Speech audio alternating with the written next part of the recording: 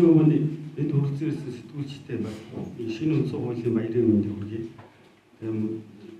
Бүх нийт үзэгчид Монголын ард түмэндээ ч гэсэн шинэ үндсэн хуулийн баярын мэндийг хүргье. Тэгээ өнөөдөр манай Чингисийн эзэнт Монгол төрийн бас байгууллага үндсэн хуулийн талаар ямар байр суурьтай иргэд яаж оролцох ёстой. Энэ байр суурийг бид нэр тодорхой бөгөөд товчхон шинжлэх ухаанчаар хандаж мэргэжлийн улс төрийн түвшинд байр суурийг илэрхийлэх гэж байна. Тэгээ одоо манай төрийн бас байгууллагын тэргүүн даваад орж байна. Үгэлээ. За бүх Монголын ард түмэнд шинэ үндсэн хууль батлагдсан энэ сайхан баярын өдрийн мэндийг хүргье. За энд ирсэн хөрөлцөн ирсэн сэтгүүлчтэй мөн энэ шинэ үндсэн хуулиар өөрсдөө бүрэн дүүрэнд сэнгэлж иргэний нийгмийн агент байх тэр үүргээ биелүүлэхээр эрмэлзэж соён гэгэрүүлэх энэ үйл ажиллагаанд өөрийнхөө жинхэнэ сэтгүүлчийн үүргийг гүйцэтгэж гүйцэтгэхээр ирж оролцож байгаа юм л та бүхэнд бас талархаж байна. Ингээд дөрөвдөг засаглалын үүргийг та бүхэн үндсэн хуультай хамтарч хийх ёстой. За ингээд та бүхэнд бас давхар баяр хүргэж байна. За ингээд бид үндсэн хуулийн талаар манай Чингисийн эзэнт Монгол төрийн бас байгууллага ямар байр суурьтай байд юм бэ? Манай байгууллага ямар өчтэй юм бэ гэдгийг биелж байна. Тэгэхээр манай Чингисийн эзэнт Монгол төрийн бас байгууллага 2011 онд 1 сард байгуулагдсан. За тухайн үеийн улсын шаардлагаар байгуулагдсан. 2007-8 онд бид үндсэн хуулийг Монгол улсыг ярьж чаддгүй байх үед үндсэн хуулиар ард ирдээ соён гэгэрүүлж ирсэн. Үүнээс хойш бүх хүмүүс бүх байгууллагууд үндсэн хууль руу анхаарал чиглүүлж ирсэн юм аа. За энэ явдлыг бол бид нар бас талархалтайгаар та бүхэнд бас мэдгэж байна. За ингээд 2001 онд бид 11 онд бид нар төрийн бас байгууллага байгуулсныхаа дараа улсын их хурлын гишүүн 76 тухайн үеийн 76 гишүүн за мөн Монгол улсын ерөнхийлөгчид хандах бичиг өргөх бичиг шаардах бичиг тулгын шаардах бичиг өгч байсан. За энэ өгсөн асуудлаар бид өнөөдөр ингээд сонин гаргаж байгаа юм. Иргэн гэрүүл ахуй төр гэсэн энэ сонин гаргаж. За энд яагаад энэ сонин гаргасан, яагаад ингэ нэрлсэн юм? Үндсэн хууль маань энэ тавьсан асуудал бол иргэний нийгэм байгуулах асуудал маань хаа байна вэ? Иргэний төр байгуулах асуудал хаа байна вэ? Эрх зүй төр байгуулах асуудал хаа байна вэ? Энэ үндсэн хуулийг дагаж мөрдөх асуудал хаа байна вэ? Энэ асуудлуудыг бид хөндөд тавиад ийм замаар ийм зүйлүүдийг хийх ёстой гэдэг санаануудыг өгч тулгаж шаардсан юм. За энэний дагуу бас зарим төрийн удирдлага маань ялангуяа ерөнхийлөгчөөс зарим нэг эхний нааштай алхмуудыг хийж ирсэнд бид аль биесээр бас талархаж байгаагаа юуны өмнө илэрхийлье. За ингээд Монгол улсын энэ үндсэн хуулинд Монгол улсын 1992 онд анх баталсан үндсэн хууль байж байгаа. За энэ үндсэн хуулийн эзэн хэн бэ гэдэг дээр асар их асуултууд яригддаг. Тэгэхээр үндсэн хуулийн хэрэгжилтийг хянах түүнд хяналт тавих гол эрх бүхий байгууллага альва улс оронд үндсэн хуулийн шүүх буюу манайхаар бол үндсэн хуулийн цэц байдаг. Тэгтэл энэ хуулинд маань харамсалтай тэрийг яг оновчтой зааж өгч чадаагүй байна. Гэхдээ эзэн хэн бэ гэхээр их хурл бий болсон юм чинь. Би эзэн гэж ингэ дайрах гэдэг. Тэгээд дайрч ходог барьж энэ тэндээс мессеж хийж өөлж огтлж шоолж авдаг. Тэгвэл энэ дээр үндсэн хуулийн хин дээр юу гэж заасан байна? Монголын ард түмэн бид гэж байгаа. Ямар нэгэн байгууллага асуудлыг 5 асуудлаар зааж өгөөд үндсэн хуулиараа тунхаглан зарлж байна гэж хэлж өгсөн байна. За энийг ингээд хамгийн сүүлд нь энэ хуулийн маань баталгааж бэлэгдлэр баталгаажуулж өгсөн тухайн үед ажиллаж исэн ардын их хурл байж. Ардын их хурл. За энэ хурл бүх Монголын ард түмний санал асуулгыг 2 жил явуулаад ардын их хурл бэлэгдлийн төдий энийг баталж өгсөн. Энэ бол бэлэгдлийн асуудал. Би яагаад бэлэгдлийн төдий гэж байгаа гэхээр хуульчлах ёстой. Энэ хуульчлах асуудлыг ардын их хурл хийж ирсэн. Монголын ард түмэн энийг яг хууль болгож өөртөө 2 жилийн турш оролцож ярилцаж босож ирсэн ийм хууль. За тэгэхээр энийг өөрчлөх асуудал эзэн хэн бэ гэдэг асуудал яригдж байгаа. Эд цаг. Тэгэхээр энэ үндсэн хуулийн гол эзэн бол Монголын ард түмэн бид өөрсдөө юм. Аливаа уламжилт үндсэн хуулийн өдрүүдээр би өнөөдрийнх шиг ийм олон сэтгүүлчд анхаарал татж байгааг би хараагүй.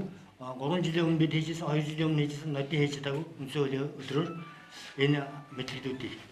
Тэгэхээр энэ ард түмэн гэдэг маань өөрсдөө үндсэн хуулийн гол тунхаглагч эзэн, гол одоо хэрэгжүүлэгч эзэн, гол оролцогч эзэн, гол удирдагч эзэн, гол иргэнийхээ төрийг байгуулах эзэн, түүнд хяналт тавих гол эзэн юм.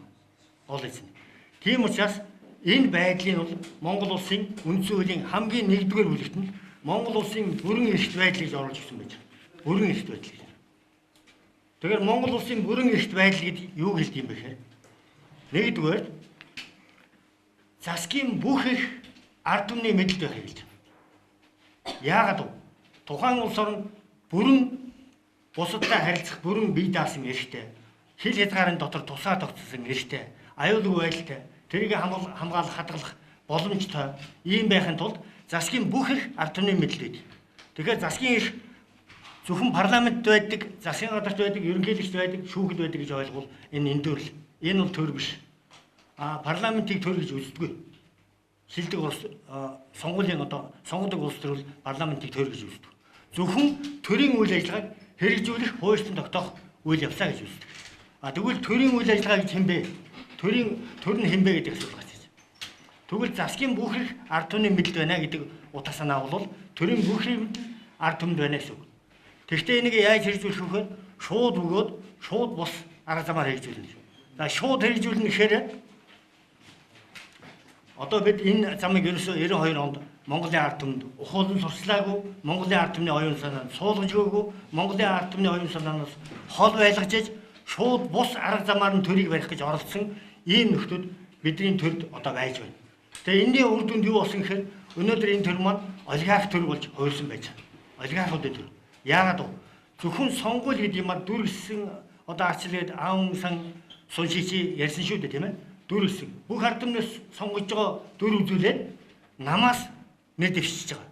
Энэ дээр одоо 21-ийн 2 дээр байж байгаа шүү дээ. Бүх ард түмэн шууд сонгоно. Ард түмэн шууд сонгоно. Иргэн шууд сонгоно. Тэгэхээр нам дамжуулан сонгохыг хэлдэг. Тэгээд нам дамжуулан сонгосон учраас бид нам дотор одоо оргинсон олигарх нөхдүүдийн эрх шишгийг хамгаалсан ийм төрийг байгуулсан. За энийг бол олигарх төр гэж нэрлэдэг. Энийг бол ард түмний төр буюу ардчилсан төр гэж нэрлэхгүй. Бүх ард түмний оролцоотой төрийг бүх ард түмний оролцоотой төр гэж хэлнэ. Тэгэхээр энэ шууд бус замаар сонгогдож гарч ирээд төрийг байгуулж ин бид төр байна гэдэг үг утгаар ярьж байгаа энэ үзэл санаа бол зөвхөн олигархсан төрийн үзэл санаа юм.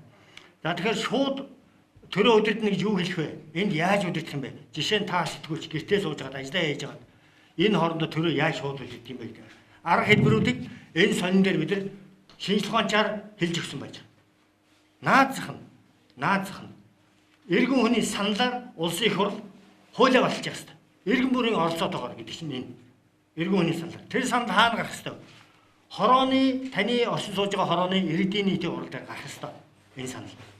Энэ санал тэндээс гарсан саналууд улсын их хурлын бүх байнгын хороодоор хэлцэгдэж тэнд сонгогдсон одоо төлөөлөгчд маань өөрийнхөө харьяаллын дагуу нэгдүгээр, хоёрдугаар байнгын хороодоор энэ үйл ажиллагааг авч хэлцэж хуульчлан баталж явах хэрэгтэй. Гэтэл өнөөдөр хурлаа завсарлуулчаад хөдөө орон нутгаар популизм хийгээд явж байгаа. Популизм хийх үндсийг намууд тавьж байгаа. Тэгээ нам бол өөрийгөө иргэний нийгмийн байгууллага гэж ойлгоогүй, иргэний нийгмийн институт гэж ойлгоогүй, энэ зөвхөн олон нийтийн популизм хийх байгууллага гэж ойлгосон харамсалтай нь энд байгаа юм. За тийм учраас энэ бүх алдаанууд мөн үндсэн хуульд байна уу байна. Тэгэхдээ гол заалт нь бол иргэний нийгмийн иргэний төр байгуулна гэдэг асуулт байж байгаа. Тэгэхээр энэ дээр бид хөдөлгөх ёстой. За тэгэхээр одоо бүрэн эрхийн асуудал дээр хүний эрх эрхчлөөний асуудал яриад байна.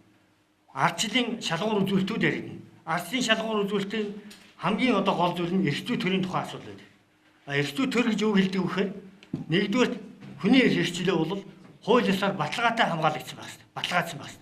Тэр нь юу хэлж ийм гэхээр жишээ нь төрийн дур зориг эрх мэдлийг хүний эрх эрхчлөөгөөр хязгаарлаж чаддаг байх ёстой гэж асуулаа. Тэгэхээр үндсэн хуулинд энэ маань тусгагдсан байж байгаа. Тусгагдсан байна.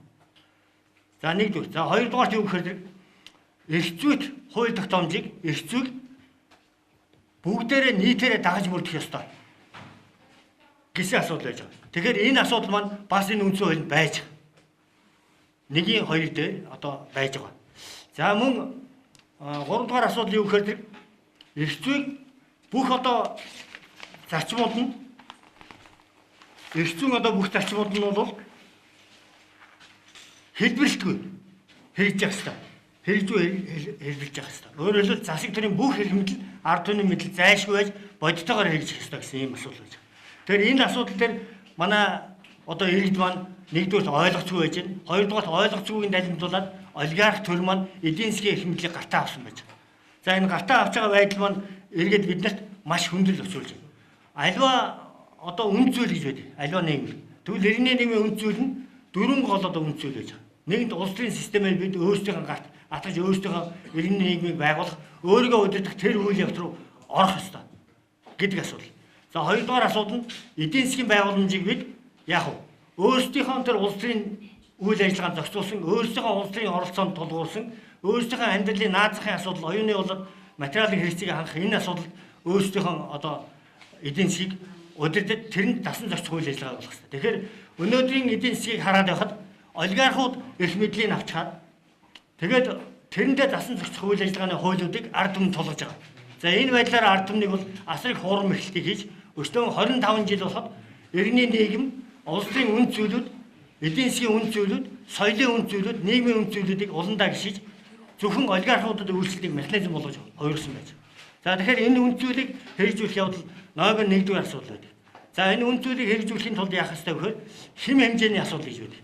Өөрөөр хэлбэл хууль тогтоомжоор эрх зүйгээр хэрэгжүүлэх ёстой. Тэгэхээр энэ хэм хэмжээ маань хяналт тавьж чадж гин үү? Тэр шудраг шүүхээр шүүгэж гин үү гэдэг асуудлаар эцэс хэмжигддэг. Тэгэхээр Монголд энэ хэм хэмжээний асуудал үндсэндээ өнөөдөр хэрэгжиж чадахгүй байна. Энэ үнд зүйлийг хэм хэмжээгээр хэрэгжүүлж чадахгүй байгаа асуудлыг бол тогтворгүй байдлыг шилдэг. Тэгэхээр Монгол улс маань 25 жилийн турш үндсэн хууль батлагдсанаас хойш үндсэн хуулиа хэрэгжүүлэхээр 23 жилийн турш тогтворгүй байдалтай явж ирсэн. Одоо энэ тогтворгүй байдал маань улам бүр гүнзгийрч байна. Тэгэхээр энэ гүнзгийрч байгаа нөхцөлд олигархын нийгэм нэгэнт байгуулсан нөхцөлд бид яаж иргэнийхээ нийгмийг байгуулах вэ гэдэг асуудал маань өөрчлөлтөөр шийдэгддэг. За тэгвэл өөрчлөлтийг яаж хийх вэ гэдэг асуудал тавьж байна өнөөдөр. Тэгвэл өнөөдөр өөрчлөлтийг хийхэд хувьсгалын арга гэж байна. Хувьслын арга гэж байна. За хувьсгалын арга гэдэг бол хоёр янз байдаг. Хатуу ширүүн тэмцлийн арга гэж байна. Зөөлөн тайван улс төрийн сонгуулийн арга гэж байна. Тэгэхээр манай төрийн бас байгууллага бол ямагт соён гэгэрсэн зөөлөн сонгуулийн аргаар улс төрийн өөрчлөлтийг хувьсгалыг хийх ёстой гэдэг энэ байр суурин дээр байж ирсэн. Одоо ч энэ байр суурийг илэрхийлж байна. За энэ бол 1-р арга зам. Маш богино хугацаанд одоо өөрчлөлтийг хийдэг арга. За 2-р арга зам нь бол хувьслын арга байдаг. За хувьслын гэдэг нь бол айжуухан арга замаар айжуухан өөрчлөлтийг хийх асуудал байдаг. За энэ асуудлыг Монгол улс өнөөдөр хийж чадахгүй байна, санаачлж чадахгүй байна. За тэгэхээр шинтгэлийн аргыг гуравт нь хэрэгэлдэг. Тэгэхээр шинтгэлийн арга гэдэг маань юу гэхээр хувьсгал хоёроо хийсэндээ туслах аргыг шинтгэл хийж хэлдэг. Яагаад гэвэл зарим нэг доголдсон асуудлууд дээр шинтгэл хийх замаар, шинжилгээг хийх замаар хийгдэг.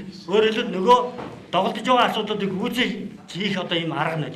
Тэгвэл өнөөдөр шинтгэлийн засгийн газар гэж байгуулсан явдал нь олигархуудынхаа доголдож байгаа асуудлыг нөхөх замаар хийж байгаа асуудал болохоос биш, хувьсгал хийгээд иргэний төр байгуулад, иргэний нийгмийн байгуулад энийг шинжилж өөрчлөх алдаагаа засах үйл ажиллагаа биш байна. Шийдлийн гэж нэрлэж байгаа нь өнөөдөр намууд яаж өөрийнхөө эрх мэдлийг алдчихгүй хэвээр нь авч үзэж одоо өөрийгөө хадгалах уу? Яаж зогсох уу гэдэг асуудал дээр төвлөрч байгаа. Тэрнээс энд ямар нэгэн парламентынхаа үйл ажиллагааг иргэний төр болгон одоо өөрчлөх энэ асуудал ерөөсөө орж ирэхгүй байна. За тэгээд энэ бурууга эцэст юу одоо чигч юм гэхэд үндсэн хууль одоо алдаатай байна. Энэ алдаанаас олж бид нар одоо ийм алдаанд хүрч ийн гэдэг асуудал руу чихэж байгаа. Тэгэхээр үндсэн хууль ийм алдаануудыг огт заагаад огт байхгүй. Үндсэн хууль доголдолтой зүйл бий. Тухайн үе жоохон коммунист агуулгаар хийгдсэн зарим нэг заалтууд бий. Жишээ нь 16-гийн 10 дээр иргэд өөрсдийнхөө үзэл бодол ашиг сонирхлоороо нэгдэж нам болон бусад олон нийтийн байгууллага байгуулж олно гэж заасан байж. Тэгэхээр нам болон бусад иргэний нийгэм байгууллагыг бол олон нийтийн байгууллага гэж үзсэн явдал энэ нэг алдаа бий. Хамгийн түрүүнд засах ёстой алдаа бол зүгээр харж чадах юм бол олон нийтийн гэдэг хоёр үгийг иргэний нийгмийн гэдэг хоёр үгээр солих асуудал байна. За энийг бүх ард түмэндээ соён гэрүүлж ойлгуулсны дараа энийг өөрсдийн зүйтэй мөнгө үеийг хилцүүлсний дараа үндсэн хууль шинжлэх асуудал. Жишээ нь энэ хоёр үгэн дээр гарч ирнэ. За ийм байж үндсэн хуулийн шинжилгээ асуудал гарч ирнэ. Тэгэхээр үндсэн хуулийн шинжилгээ асуудлыг бид нар дараах одоо 5 зарчим дээр одоо байх ёстой гэж үзэж байна. За нэгдүгээр үндсэн хуулийн дордуулсан 7 зүйл заалтыг хүчингүй гэж үзэж байгаа. Хүчингүй гэж үзэж байгаа. Яагаад вэ? Ард түмнэр ерөөсөө хилцүүлэв. Монголын ард түмнэр түрүүчийн хоёр жишгээ хилцүүлэв. Энийг өөрчлөх үгүй, энэ 7 өөрчлөлтийг хийх үгүй гэдэг асуулыг эзнэр нь энэ үндсэн хууль заагдсан эзнэр нь хилцүүлэв. Тийм учраас энэ бол хүчингүй. Энэ бол зөвхөн олигарх төрдөө үйлчилж байгаа 7 хүчин зүйл. Тэр төрийн энэ зөвхөн олигарх төрийн л асуудал. Тэрээс энэ иргэдийн асуудал биш. Монгол улсын нийгмийн асуудал биш байх. Тийм учраас бид энийг нэгдүгээр хүчингүй гэж үзэж байгаа. За хоёрдугаарт нааштай сайжруулсан өөрчлөлтийг хийх ёстой. Тэгж байж үндсэн хуулинд одоо дордуулсан өөрчлөлт биш. Нааштай сайжруулсан өөрчлөлтийг хийх ёстой. Нааштай сайжруулсан өөрчлөлт гэдэг нь иргэний нийгмийг яаж байгуулах вэ? Иргэдийн оролцоог яаж жинхэнэ засгийн эрхийг та гэртээ сууж явахдаа, ажиллаа хийж явахдаа яаж засгийн эрхийг барьж явах вэ гэдэг тэр арга механизм руу хийж өгсөн байх ёстой. Ингэж байж нааштай өөрчлөлт болдог. За энэ арга замыг манай энэ сонин дээр маш товч энгийн аргаар, энгийн хэллэгээр ард түмэндээ соён гэрүүлж байгаа шүү. За энийг манай хэвлэл мэдээллийн байгууллагууд одоо жинхэнэ төрөлх засаглал болохын төлөө жинхэнэ энэ үйл ажиллагааг одоо ойлгож, сурталчилж, хэрэгжүүлэх зүйтэй байна. За нэг хоёрдугаар асуулт. За гурав дахь байр суурь маань Монгол улсын энэ сайжруулсан өөрчлөлтийг хийхин тулд бүх ард түмнээ заавал хэлэлцүүлэх ёстой. Бүх ард түмнээ. Өөрөөр хэлбэл энэ үндсэн хуулийн 25 дугаар зүйлээр заасан байж байгаа. Бүх ард түмний ард нийтийн санал асуулгаар асуудлыг шийдвэрлэнэ гэж. Тэгэхээр энэ арга замыг сонгох ёстой. Бас их хурлын хэсэгт нь их хурлын 3/2 энэ асуудлыг шийдэж болно гэсэн заалт орсон байна. Гэхдээ одоогийн их хурлаар 3/2-оор энэ асуудлыг шийднэ гэвэл энэ бүх ард түмний хүсэл зорилго биш байх нь. Биш байх нь. Ийм олигарх төрийн нөхцөл биш байх нь. Тэгэхээр энийг зайлшгүй байх уу? Бүх ард түмний санал асуулгаар хэлэлцүүлэх ёстой гэсэн ийм байр суурийг бид хатуу баримталж байгаа. Хатуу баримталж байгаа. За 3 дугаар асуудал юу гэхээр алдаа гаргаж болно. Гэхдээ алдааг засах ёстой. Алдааг засах ёстой. Тэгтэл өнөөдөр энэ засгийн газар парламент энэ намууд маань өөрөө иргэний нийгмийн энэ төр маань өөрөө иргэний нийгмийн байгууллага биш, өөрөө иргэний нийгмийн институт биш байна. Биш байна. Иргэний нийгмийн институт гэж юу гэдэг юм хэрэг ядахта та нарын иргэдийн нийтийн орол дээр гарсан өдөр тутмын санаачлуудыг хуульчлан туслахын тулд иргэний хөдөлгөөнүүдийг, иргэний нийгмийн байгууллагуудыг татаа олзуудаг, тэдний сонирхлын бүлгүүдийг нэгтгэдэг, тэр саналыг одоо нэгтгэж төрд одоо ажил хэрэг болгож оролцуулдаг ийм нэг иргэний нийгмийн институт гэдэг. Тэгтэл өнөөдрийн төр яаж юм? Иргэний нийгмийн байгууллагынхаа үгийг сонсдоггүй, иргэдийнхаа үгийг сонсдоггүй, зүгээр нэр төдий иргэдийн одоо ёс төдий явцсан утгаар нь иргэдийн саналыг хаяа нэг авдаг ийм явцсан утгаар авч үзэж байгаа. Энэ явцсан нийгэм гэж иргэний нийгэм байдаг. Явцсан альва явцсан нийгэм байгуулна гэдэг бол зорилготой тодорхой зөвхөн нэг хэсэг бүлэг, сонирхлын бүлэг, сонирхогчдын улсыг хэрэгжүүлэх үйл явц байдаг. Тийм учраас бид энийг эсэргүүцэж байна. Ийм алдаатай нөхцөл төр барьж байгаа нөхцөлд алдаагаа ойлгохгүй, алдаагаа засаж мэдэхгүй, алдаагаа засаж чадахгүй, шинтгэл, шийдвэр гэж ярьж байгаа энэ нөхцөлд бид нар ийм улсуудаар үндсэн хуулийг өөрчлөх асуудлуудыг өөрчлөх энэ цаг хугацаа болоогүй гэж үзэж байна. Өөрчлөх асуудлыг бид хүлээн зөвшөөрөхгүй. За 5 дугаарт эрх зүйн төрийн суурь тавигдсан нөхцөлд бид энэ үндсэн хуулийг өөрчлөх асуудлыг ярина. Эрх зүйн төр гэж юу хэлдэг юм бэ гэхээр төрийн дур зоргоор хэрэгжүүлж байгаа өөрөөр хэлбэл ард түмний санаа бодлыг хуульч тусгаагүй засгийн газрын юм уу намын бодлогоор их хурл хууль болгож батлаа тэрийг ард түмэнд тулгын хүлээлгэж байгаа. Өөрөөр хэлбэл ард түмнийг боочлох гэсэн үдэл санааны хууль батлагдж байгаа энэ нөхцөлд боолын төр байгуулж яах гэж үзэж байгаа. Боолын төр байгуулж, боолын засаг байгуулж байгаа нөхцөлд бид үндсэн хуулийг өөрчлөх асуудлыг ярьж болохгүй. Жинхэнэ ард түмэн өөрсдөө саналаа оролцуулж, саналаа тавьж чаддаг, саналаа хэрэгжүүлж чаддаг, иргэний эрх зүйн төрийн эрх зүйн одоо легал болоод легитим шинжиж байдаг. Энэ де факто гэж байна. Тэгэхээр энийг жинхэнэ де факто өөрөөр хэлбэл ажил хэрэг болгосон, бодит байдал болгосон цагт бид нар энэ үндсэн хуулийг хэрэгжүүлэх өөрчлөх асуудлыг ярих чадамжтай болно гэж ингэж үзэж байгаа. За ингээд анхаарал тавьсан сэтгүүлч та бүхэнд баярлалаа. Монголын нийт ард түмэндээ биднүүсийн энэ соён гэгэрэлтийг дэмжин хүлээн авч өөрсдөө соён гэгэрүүлж асуудалд хандахгүй бол олигархууд санаатай болоод санамсаргүйгээр ойлгосон болоод ойлгоогүй хэлбэрээр бидний үйл ажиллагааг мордуулж ард түмний маань хуурм эхэлж засаг төрийг авч явна гэдгийг та бүхэн ойлгож хүлээж аваарай. За ингээд сэтгүүлчдэд асуултын цаг үү. Тэгвэл асуулт байна. За яг би одоо сайн хэллээ. Зүгээр одоо яг уу зүгээр үндсэн хуулийг тэдэн хувьтай тийм нэрж гэж ярьдаг асуудлууд бол өнөөдөр олигарх төрийн өөрөө үндсэн хуулийн одоо замаар аав сан суучгийн одоо хэлдгээр сонгуулийг бид бүхний тэр явуулж байгаа гэдэг хэлбэрээр ч юм уу тайлбарлах гэж оролдож байна. Инхээр бид нар жишээ нь сонгуулийг ингэж явуулж байгаа чинь төрөө байгуулалтаа үндсэн хуулийн дагуу бид сонгуул явуулчихлаа гэж хэлэх гээд байгаа байхгүй юу?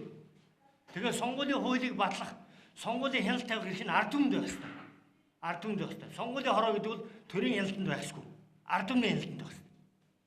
Иргэдийн нийтийн хурлаас сонгогдсон хороодын хэсгүүдээр иргэдийн нийтийн бие төлөөлөө тэр хурлаасаа сонгогдсон хяналт тавьдаг тийм механизмыг ажиллаж байгаа хэрэгтэй. Үндсэн хуулийн 71 дээр тодорхой заасан байж байгаа. Тодорхой заасан байж байгаа. Энийг та нар сөхөөд үзээрэй. Бүх иргэн байгууллага төр үндсэн хуулийн хэрэгжилтийг хариуцна гэж байна. Хариуцна гэж байна. Тэгэхээр үндсэн хууль тэдэн хувь гэж ярих юм бол энэ утгагүй асуудал. Тэд өөрсдөө нөгөө талаасаа аргаараа зэрэг ард түмнийг оролцуулж байгаа тийм учраас 100% гэж байна. Эрхзүү төрийнхөө хүнээс ард түмнийг сонгуулийн хууль хэлэлцүүлэхдээ өөрчлөлтөө хяналт тавихт нь тооцоо тооллого гаргахт нь аршил боловсруулалт нь иргэдийг оролцуулаагүй байгаа учраас энийг эрхзүү төрийнх нь үднээс бол энэ нэг ч хөв биелүүлээгүй 0% гэж үзэж байна. Зүгээр явцсан утгаар нь жишээ нь одоо явцсан утгаараа иргэдийн ардчилсан нийгэм байгуулах гэж нэг үзэж байна. Явцсан утгаараа яагаад вэ? Явцсан утга гэж юу гэж хэлээд байна гэхээр зөвхөн сонирхчдыг оруулж байгаа. Сонирхчдыг. Өөрөөр хэлбэл улс төрийг сонгуулийн хуулийг төрийг байгуулах энэ үйл ажиллагаанд намуудыг сонирхж байгаа намуудыг оролцуулах. Сонирхж байгаа иргэний хөдөлгөөнүүдийг оролцуулах. Сонирхж байгаа иргэнийг оролцуулах саналыг сонсох бол нээлттэй чөлөөтэй юм шиг харагддаг мөртлөөсөө явцсан хэлбэр нэ. Явцсан хэлбэр. Өөрөөр хэлбэл нийт ард түмэнд бодит хэрэг болоход хэцүү. Зөвхөн дөрөс гэсэн байдал нь харагддаг. Ийм учраас энэ явцсан утгаараа гэж ярих юм бол бас нэлээд хувь нь хэрэгжиж байгаа юм шиг харагдана. Өргөн утгаараа гэж ярих юм бол жинхэнэ иргэн таны эрх ашиг яаж үндсэн хуулийн тусагдаа та өөрөө тэрийг яаж хянаж чадж гэнэ үү? Засгийнхаа эрхийг та 100% барьж чадж гэнэ үү? Эсвэл сонгуулиар ганцхан минут сонгочход эрхээ алдчихж гэнэ үү? Сонгосон 1 минутын дотор сонгож чадсан бол буцаад 1 минутын дотор огцруулж чаддаг, татаж авч чаддаг байх хэрэгтэй. Энэ асуудал нь орж иж 100% гэж яригдана. Наадлаа. За. Өөр асуулт.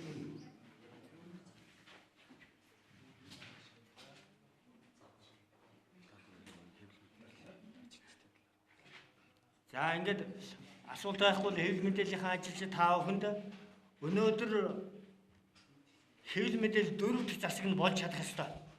Хэвлэл мэдээлэл 4 дахь засаг болохын тулд яах вэ гэхээр яг энэ эрхзүү төр, иргэний төр үндсэн хуулийн дагуу яаж иргэний нийгэм байгуулах вэ? Иргэний төрийг байгуулах, засгийн бүх эрхийг яаж ард түмэнд байлгах вэ гэдэг асуудлыг шинжилгээ ухааны хувьд ард түмэнд соён гэгэрүүлэх ажил, мэдээллийг түгээх ажил. Засаг төрдөө энэ дагуу явж гэнэ үгүй гэдгийг хэвлэл мэдээллийн байгууллагаас хяналт тавих ажил. Түүний хэрэгжилтийг яаж хэрэгжиж гэнэ гэдгийг соён гэгэрүүлэх ажил. Энийг 4 дахь засаглал гэж ярьж байгаа. Тэгэхээр энэ 4 дахь засаглалын үйл ажиллагаанд та бүхнийг идэвхтэй оролцоосоо гэж уриалж байна. Тийм учраас 4 дахь засаглалын иж бүрэн одоо үлгэршээ болсон энэ сониныг бид өнөөдөр дэвшүүлэн тавьж байгаа юм шүү. Дэвшүүлэн тавьж байгаа. Тэгэхээр энэ одоо өнөөдөр зөвхөн иргэд төдийгүй. Зөвхөн иргэд соён гэгэрүүлэх төдийгүй. Энэ бүх иргэний нийгмийн байгууллагууд, хэвлэл мэдээллийн байгууллага, өөрөөр хэлбэл хэвлэл мэдээллийн байгууллага гэдэг бол иргэний нийгмийн агент байх ёстой. Шинжлэх ухааныхаа ойлголцоор бол иргэний нийгмийн агент байх ёстой. За үүний хажуугаар иргэний байгууллагууд, намын байгууллагууд, төрийн байгууллагууд энэгээр соён гэгэрч үндсэн хуулийнхаа байр суурин дээр төвшөнд гэж ярьдаг. Шинжлэх ухааны хэлээр. Тэн дээр ирэхгүй бол бид нар иргэнийхээ нийгмийн байгууллах асуудлаас нэлээд хөндөй яваад байх нэ. За ингээд та бүхэнд баярлалаа.